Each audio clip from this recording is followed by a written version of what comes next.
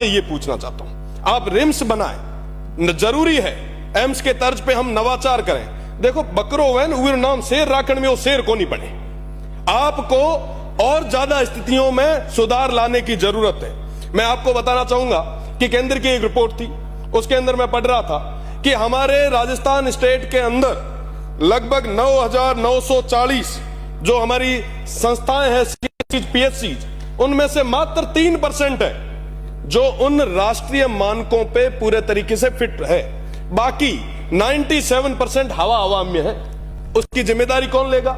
उसके ऊपर कोई बात नहीं है। हम तो आरयूएचएस को रिम्स बना रहे हैं। अरे भैया बने कहीं बना दो, पर हेल्थ की जब तक हम पूरे तरीके से उनको मजबूत नहीं करेंगे तब तक ये बदलाव नहीं आ सकता। एक सीएजी की ऑडिट रिपोर्ट थी, मैं एक छोटी सी, लगभग जहां पे भी हेल्थ की बात आती है सारे माननीय सदस्य कहते हैं कि साहब हमारे यहां डॉक्टरों की कमी है। राजस्थान का जो पूरा परसेंटेज है लगभग 40 से 45% जो पद है वो रिक्त है। मैं बाड़मेर से आता हूं, सीमांत क्षेत्र है, बीच में तनाव की स्थितियां थी, सबसे ज्यादा जो जरूरत थी शिक्षकों की वो हमारे उस क्षेत्र में थी। आज सबसे ज्यादा वहां पे पोस्टें खाली पड़ी है, कोई बात करने के लिए तैयार नहीं है। मेरा तो माननीय मंत्री जी से निवेदन रहेगा, रिम्स अपन बनाएं, पर पहले जो हमारा स्ट्रक्चर है उसको हम मजबूत करें। मैं कहना चाहूंगा कि डब्ल्यूएचओ की एक रिपोर्ट थी, उस डब्ल्यूएचओ की रिपोर्ट के अंदर लिखा हुआ था कि 1000 लोगों पे एक डॉक्टर की जरूरत है। क्या वाकई हम उन तमाम मानकों पे खरे उतर रहे हैं? क्या स्थितियां वैसी है? हवा मीना है, जमीन माथत को नहीं। आज की डेट में अगर मैं बात करूं हमारे हेल्थ सिस्टम की, माननीय सभापति महोदय, कोई प्रथम स्टेज पे अगर कोई कैंसर का पेशेंट है और वो जांच करवाने जाता है तो चौथे स्टेज पे आते आते तब उसके पास जांच की रिपोर्ट आती है।